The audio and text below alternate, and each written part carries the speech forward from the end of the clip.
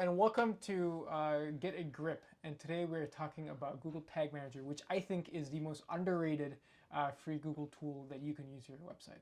So let's just dive into quickly what it is and what you can use it for. So essentially, Google Tag Manager is it's a free open platform that you can use to put tags on your website that don't involve you going to your website and editing the source code and getting involved with all that.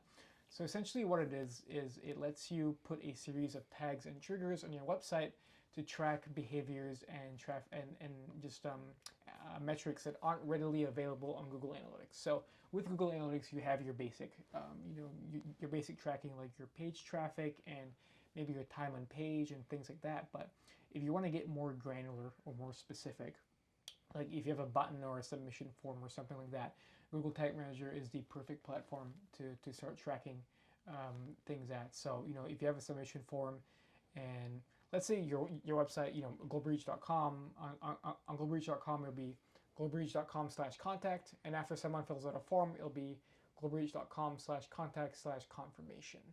So Google Tag Manager will be the perfect place to start tracking that confirmation page, or start tracking that contact us button. So it is a platform used for tracking things that aren't readily available. One of the great things about this platform is it's so versatile. So not only in, obviously for any industry this is going to be applicable, whether you're service-based, e-commerce, anything, there's a wide variety of uses. Christian touched a little bit about tracking submission forms such as like Contact Us. There's a wide variety of different things you can do as well. I can track scroll tracking, so how far people are scrolling on a page, if they're scrolling up and down, back and forth, only scrolling halfway through a page. So for example, this could be really beneficial for like a service-based business if you're doing like informational blogs on your services, or if you're doing your actual service page, describing your service, and then at the bottom you have your link to maybe sign up for an appointment. You can see, are these pages too long, and is no one scrolling all the way down to the make an appointment? Are my blogs too long? Do I need to make them shorter?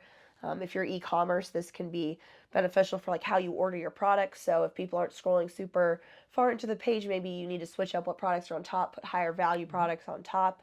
If you're doing like an online ad, maybe you have like 5 to 8 pages in that ad, and you have that scroll tracking, did people even scroll to page 6? Are you wasting your time and money making those 6th, 7th, and 8th pages? So it can help kind of make decisions on, how long how your content's laid out. It can also help a lot with things like video. So knowing what video watch time, how people are interacting with the video, so that way you can kind of judge, okay, is a certain type of video getting more watch time, more engagement? If I put it at a certain spot on a page, is it getting watched more? Is there, maybe I need to switch up my layout, my length of my videos, my topic of my videos. It's also great for links. So maybe if you have like one call to action is more fun and informal, one call to action on a different page is more specific and direct, you can kind of see maybe which one's working better. If one's formatted as a button and one is formatted as a link, does that kind of make a difference in how the users engage with that link or click on it, given all things similar? So essentially, it can be put on anything you want to track, any question you want to answer, and the insight that it gives you can be used to refine your data. So obviously, content marketing, your page content, your SEO strategy, all that is ongoing and dynamic, and you need the data to inform those decisions so you're not just kind of randomly making changes. And this is a great tool to get that data. Yeah, so I don't want to get too technical, but I think I will have to get a little bit because I don't want to kind of uh, introduce you to the core elements of Google Tag Manager. So there are a couple key features and key definitions that you should know.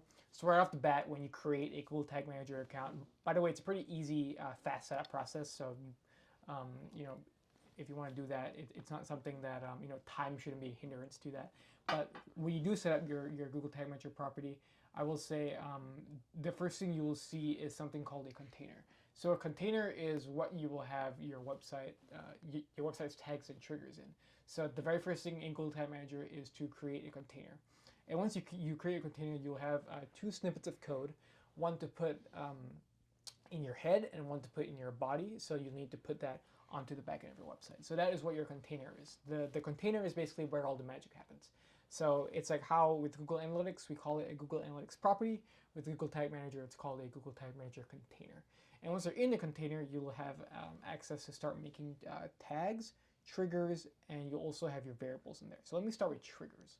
So triggers are basically things on Google Tag Manager that you know, it's a trigger. It basically tells the platform when to send a piece of information to Google Analytics, for example. So let's say you have a contact page on your website. For us, it's globalreach.com/contact/confirmation. So if I'm making a submission form tag and trigger, I will put the trigger as page URL equals to globalreach.com/confirmation/contact/confirmation. And from there, once I have my trigger set, I will go ahead and go to my tag. And once I have my tag is really where I determine what information gets sent to Google Analytics. So, for example, if I'm making a tag, I want my tag to send one hit of contact as confirmation page to Google Analytics. So it will be the tag and the trigger will work together to send information to Google Analytics, where it's like, okay, whenever a user enters or reaches the confirmation page, it will send one hit to my tag, which will send one hit to Google Analytics. So that is essentially how it works. It's a very symbiotic relationship. Every tag needs a trigger. Even if you're creating like a Google Analytics tag, you will need your trigger to be all pages. So a trigger and a tag is super important, and it's very important to understand the relationship and how they work off each other. And from there, you have your variables. So your variables are basically the metrics that you use to measure activity. So for example, some of the default variables on Google Tag Manager are page URL, it's click class, it's form class, it's things like that. So I'd highly recommend when you first create a Google Tag Manager property is to go into the variable section and make sure you activate all of your variables. So you have a bunch of default variables to work with.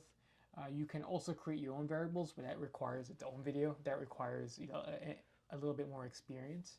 So just make sure all your variables are enabled, and make sure you kind of understand what your key variables are.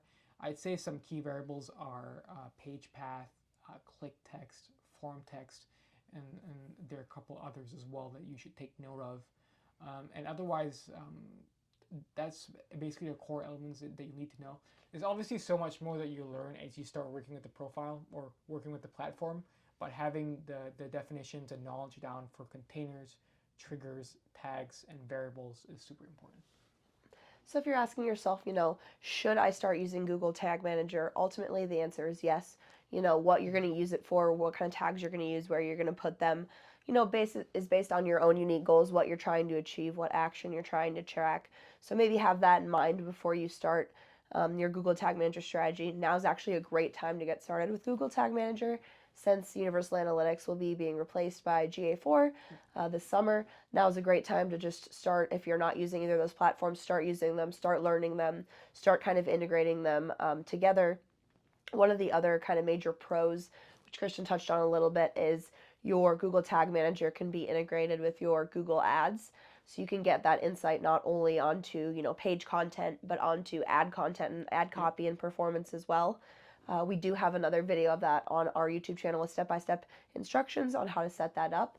We'll link that video below, and there's also the blog with some pictures on our website. Some of the other pros it ultimately boils down to, we've already touched on a little bit. You want that data to inform your decisions going forward. So it's a great way to collect that data without needing too much coding knowledge, without needing to access the coding on your website.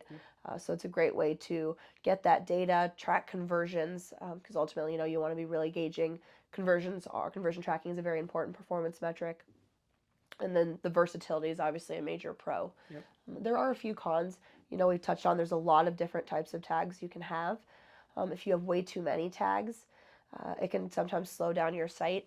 So that kind of plays into the, maybe first figure out what tags are best for you. Start with those, start small, and kind of adapt and adjust from there. Maybe you realize I don't really need to be tracking this, so I'll track this instead. Or maybe there's a sale, so I want to track more around that, and then maybe it's more cyclical.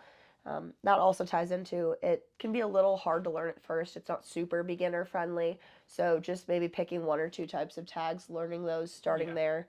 I say be very intentional with the tags you want on your website, because I know it's once you learn it and once you get the ball rolling in it, it's very exciting. It's new to start tracking all these pieces of information. but ask yourself, what information is really valuable, because you don't want a super crowded container with a bunch of tags and triggers that you don't even use, because that could slow down your website and be, and have an adverse effect on your website in the grand scheme of things. So just be more intentional with what you want to track. Have a couple metrics, like what Alex said. Have a couple metrics down. Think about what's valuable, or if you're only temporarily running triggers, just ask yourself, once I have this decision made, just remove those tags. So you're not taking up real estate on your website. Yeah. So ultimately, there's not too many cons to having and using Google Tag Manager. They're definitely outweighed by the pros. So if you're not something you're not using currently, it's a great time to start looking into it. Like I mentioned, we have some more information on our website about it, as well as some other videos, and we'll link some of that information below. Be sure to like and subscribe for more videos about all things digital marketing, from Google Analytics to tracking, SEO, all that jazz. And thank you for tuning in. Yeah, thank you for watching, and happy tagging.